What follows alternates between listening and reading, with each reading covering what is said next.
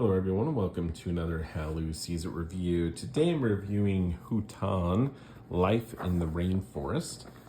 This is published by the Op Games, and recently I did a review of AQUA, Biodiversity in the Ocean. Same designer on this, Vincent Dutrait. Again, there's some similarities, but both fantastic production from the Op Games, and the artwork and quality of components and everything. I'm going to talk about HUTAN in this video. I will put a link to AQUA, that review, in the description of this video, so you can check that one out as well.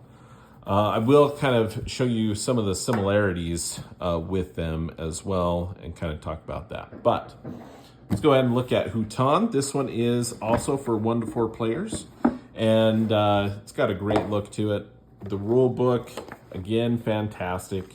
So it's got a great list of components here, very clear setup. There are instructions, again, formatted really the same way as AQUA, and I think it works extremely well. They define the different terms here in these purple areas. They have examples of scoring and gameplay. So just really well laid out. They include a family variant that makes it a little bit easier. That's one of the concepts between HUTAN and AQUA that I was going to make, is in general, this one, if you're playing the normal rules, it is, there are situations where you get basically penalized. You're going to get negative points for having either mixed areas of different colored flowers or incomplete areas. You get negative points. Again, the family version, you can play that there are no negative points. But this version, I'll just say before I dive into it, HUTAN is going to be just slightly a little bit more complicated. I don't know if that's even really the right or best term to use, but it has a little notch up on that, like, strategy thinking and with compared to AQUA. So this one's just a little bit simpler. This one has a little bit more going on, but again, very, very similar as well. But I love that. So then you have different ecosystem cards, different endgame scoring as well in this one. So just as in AQUA, HUTAN here, you're going to score like 2 points per tree. You're going to score points for animals depending on where they're located. Completed areas of all of one color are going to get you points. And as I was saying, you're going to get negative points for incomplete areas or mixed color areas. You're going to get minus points. You're going to score ecosystems if you play with the advanced version there. But just really well laid out. The solo rules, again, very simple. You're going to play the game, not really a lot of rule changes at all. You're just going to play through and see, what score you can get there. There's achievements and scenarios, again, certain ecosystems, board layouts to play through, different challenges, modifications. So very, very cool. They go into the animals. They don't really go into the trees or flowers. They name them for you, but a nice addition to that with the extra ecosystem scorings on the back there. Another great insert here. Put this together, the trees. One of the downsides, in my opinion, of this, I like the trees. It gives, that table presence as you build up. Putting all of these together was a lot. I mean, there's a lot of cardboard here. Very cool. Again, the trees, the tree types, there's a few different tree types in here. Doesn't matter what type. They wanted to include some variations for you. The only issue with these, I mean, they fit in here nice for storage. There are some that are loose. As far as like they may slide out from one another a little bit. So there is that. It is cool. I like the tree element. But sometimes those just will slide out and it's a little can be a little annoying. And maybe it's, these ones here work pretty good. But yeah, there's just a couple in there, but pretty cool the way that those look on the board. You have, again, score pad, double-sided. It's awesome.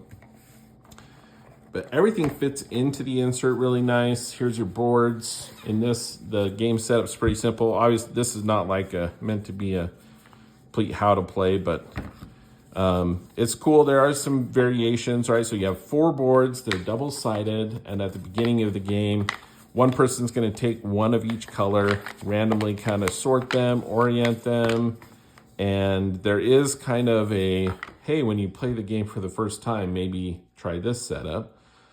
But then once they've established that board, then everyone else is going to take a set of those as well and find the white circle. So one circle, one square. There's just this little thing in the corner, and I can find that and I can set it up just like the player who randomized the board. So everyone's going to have the same board, but there is a variation as to how those kind of switch around. Kind of reminds me of Kingdom, or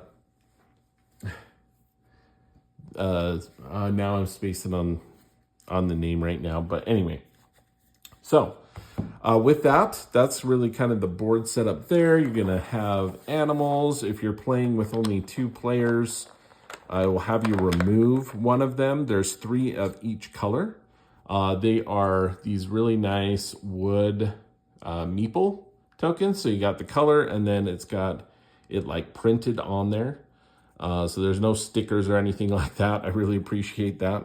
And they look great. So we have those animal tokens. There's a bunch of flower tokens in here, and then you have some cards. We'll talk about that as really the gameplay, core mechanic. And so you have your ecosystem cards. These are all the different ones that you can play with. Again, there's some ones they suggest, kind of the beginner, but you can shuffle these up basically and have some different end game scoring options, which is really great. The card quality is fantastic. So it's got a nice linen finish to them. They look nice. They function, shuffle well. So they are kind of that smaller style card for both the ecosystem scoring as well as kind of the main element of this game is going to be choosing these different cards that come up. And basically I'm going to take a few of these out. Again, lots of cardboard here with the trees and the flowers. You have a supply of flowers that basically is meant to be limitless there of all the different tokens. Putting all these out was a lot as well. But they look great, and they look great on the board as well. For setup and basic gameplay, what you're going to be doing is you have these flowers. You're going to have a different set available. There is a starting token somewhere. It's either under all the trees or in with the massive flowers. But the person who's first, they're going to choose a card. Let's say it's this one here.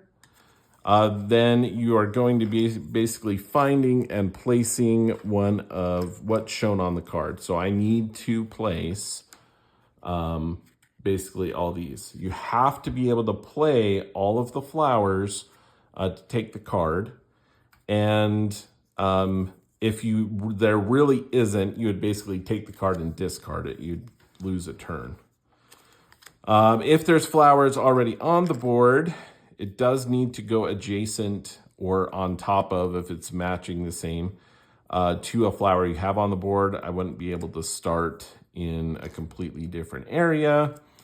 But basically, if it's open here, I'd get to choose.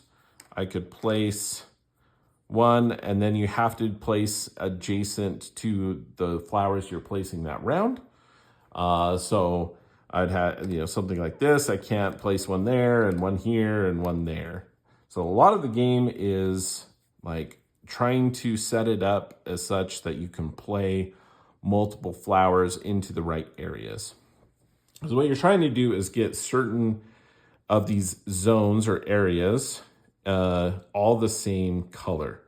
So if I do this, this would not be good because now it's a mixed area. I'm going to score -2 points at the end of the game for that.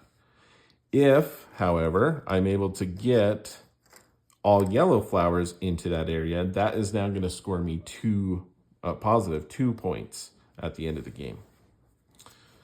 So as you're playing those flowers down, let's say I already had yellow there from previous turn, and I chose this card. I would take this. I could place on top of this flower that would grow into a tree, which would get me 2 points at the end of the game. So that's one way you're going to get points. The other way, again, is to fill up these areas with the same type of flowers. How do you get animals? Animals are going to happen if you have, let's say I had played that, and then I took this card and I placed a yellow and a gray. That is going to grow a tree. Whatever you grow a tree into, you can kind of put on its side to help you remember. The last tree that is grown in a zone, you have the option at the end of that round. If you choose not to do it, you're not going to be able to do it in a future round.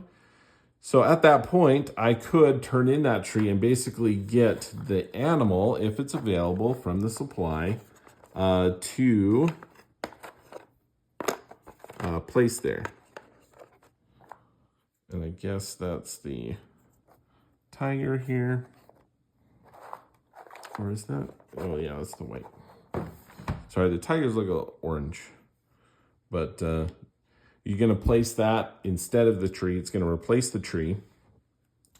And that is going to be worth the number in that. So for these smaller 2-area zones, you get 2 points for the same color if it's filled with all the same color, or -2 points if it's not completely filled or mixed.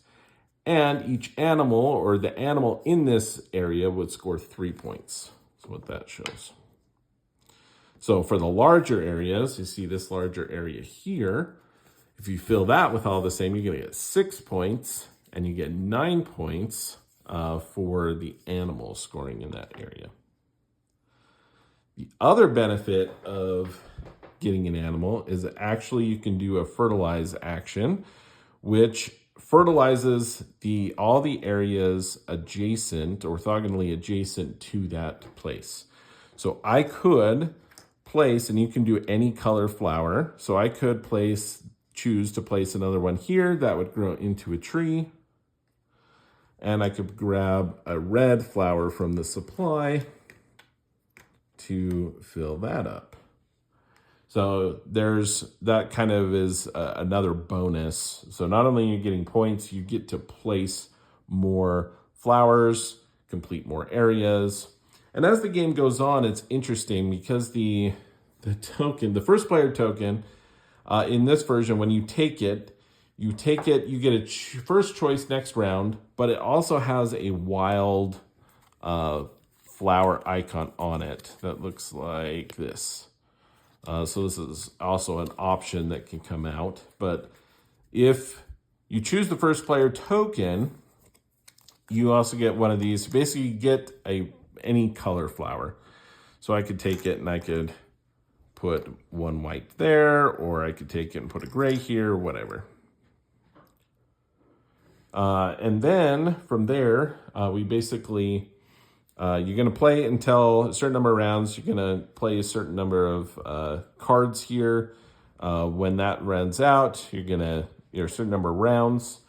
The setup with this, they actually put out a certain number of cards, certain number of rounds. I think it's 7 or so.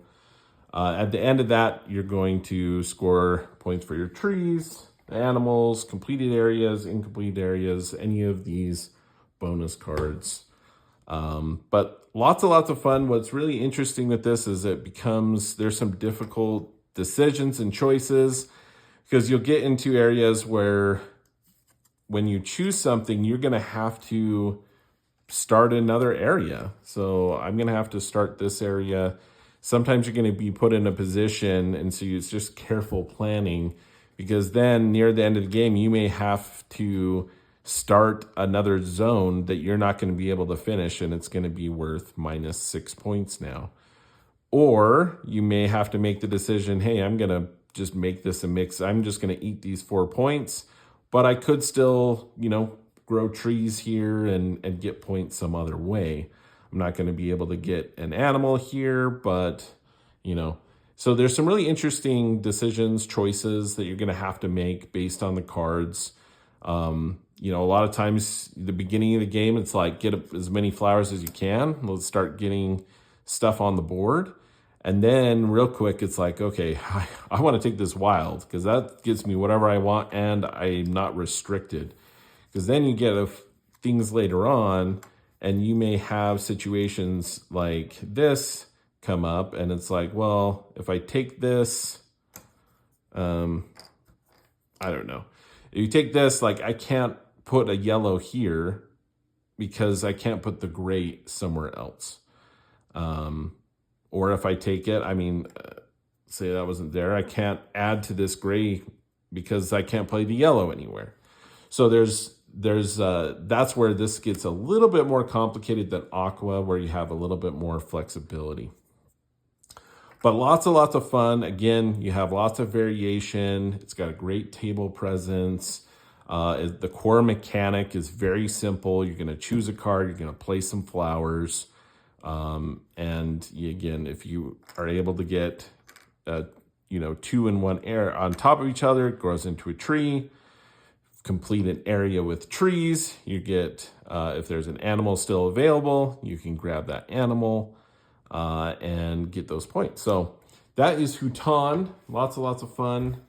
Great addition. Again, it's a different game, but has very similar vibes, and that's a good thing. I think they're 2 great games. HUTAN is, I think I like AQUA because of the theme. I love the coral. I love the look. I love the aquatic, wildlife and reefs and things like that. It also is, again, maybe a little bit more simpler as far as that goes. This one has a little bit more meat to it, I think, and difficult decisions, and with that planning, and there is a little bit more of when those cards come up. It can be very painful later in the game when those come up and you're not getting what you need.